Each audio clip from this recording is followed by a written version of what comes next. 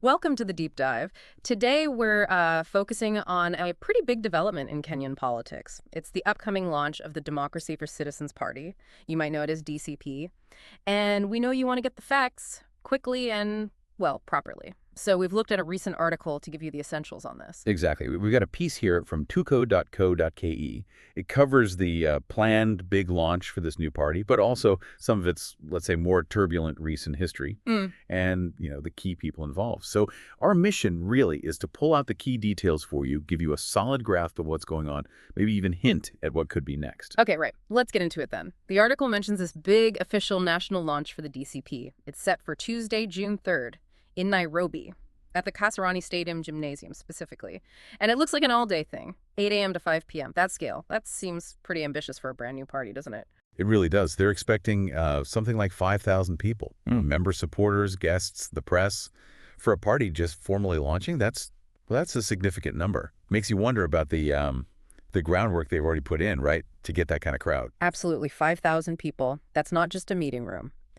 And the cost mentioned in the article, KSJH $3.7 million just for the venue. That's quite a bit of cash before they've even officially cut the ribbon, so to speak.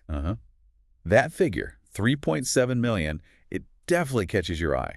It suggests, well, serious financial backing. You don't usually see that kind of spending from a totally new group right out of the gate. And the article mentions a pro forma invoice. It breaks down the costs, not just the arena hire, but catering levies, branding, yeah. and VIP suites. Right. Live coverage, cleaning, even kitchenette access, and exhibition space. It all points to a very deliberate, very well-resourced launch plan. They're not cutting corners. Okay, so here's where it gets maybe even more interesting. The article connects this DCP pretty strongly with Rigathi Gachagua, the former deputy president. There was apparently a Facebook photo mentioned, suggesting he's involved somehow. His exact role isn't spelled out in the article, but that link seems, well, significant. What do you make of that connection? Well, having someone like Gachagua involved, even if it's not officially stated, immediately gives the DCP a certain weight, political weight. It could mean access to his existing supporters, his networks. That's a huge advantage for a new party. But, it also means they inherit any baggage or political rivalries associated with them. It's a double-edged sword, really. Right, it cuts both ways. Now, about this planned grand launch, the article contrasts it sharply with what happened earlier. There was some kind of initial unveiling back on May 15th in Lavington, and it sounds like that didn't go smoothly at all. What happened there? Yeah, that event sounds like the complete opposite of the planned Kasarani launch. The article says it was disrupted by unidentified people, described as believed to be hired goons. It apparently led to shouting, scuffles, just chaos, really.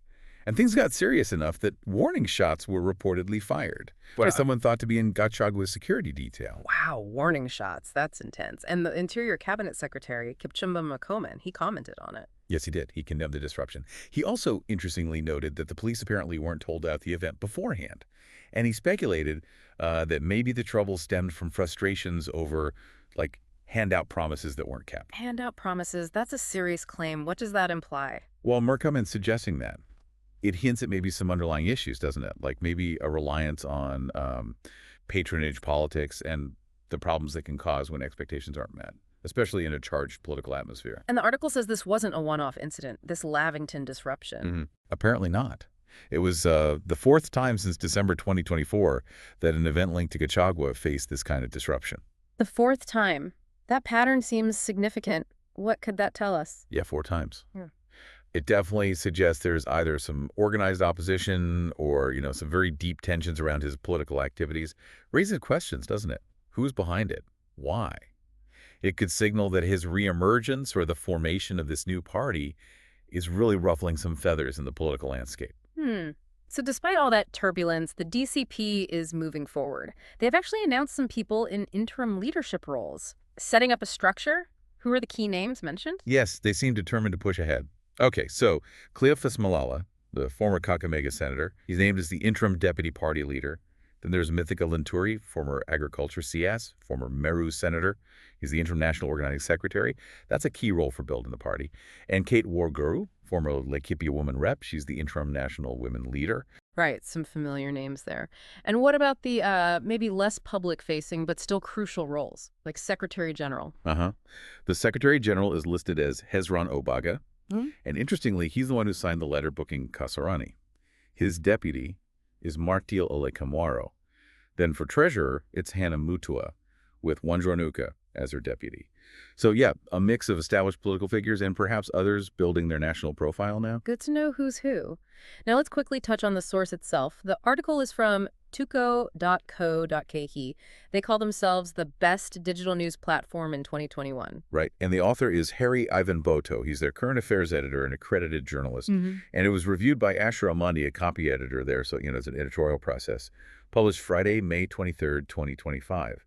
And it's marked as a 3-minute read, so it's meant to be pretty concise. Yeah, a quick take. The Tuco site itself seems quite broad too, right? Looking at the platform details mentioned, search options, lots of sections, business, tech, politics obviously, but also entertainment, lifestyle. Exactly. It covers a huge range. Suggests they're aiming for a wide audience, not just political junkies, which probably shapes how they present the information accessible, to the point. And the article tags, just Rigathi Gachagua, again, really highlighting his connection in their view. And they list hot topics too, like KUCCPS points, marketable courses. It shows what else people are reading. Yeah, it gives you a snapshot of the digital news environment at that moment. Yeah. Very dynamic.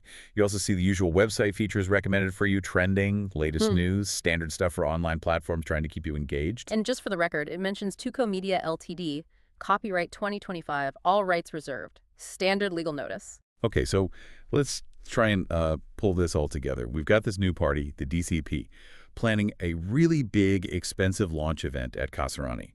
It's strongly linked, at least in perception, to former Deputy President Gachagua. But this polished launch plan comes after a series of, well, chaotic and even violent incidents at related events, including a disastrous first unveiling attempt. Despite that, they've named an interim leadership team featuring some known political names. And all this information comes via tuco.co.ke, a major Kenyan digital news outlet. That sums it up well. And for you listening, hopefully this deep dive gets you right up to speed on this key political development in Kenya. You've got the details now, the planned launch, the messy backstory, the people involved, all from this one Tuco article. Which does leave us with a final thought for you to chew on. You have this contrast, right? The huge, costly, organized launch planned for Kasarani. And then you have the chaos, the alleged goons, the warning shots at the earlier event. Plus the pattern of disruption.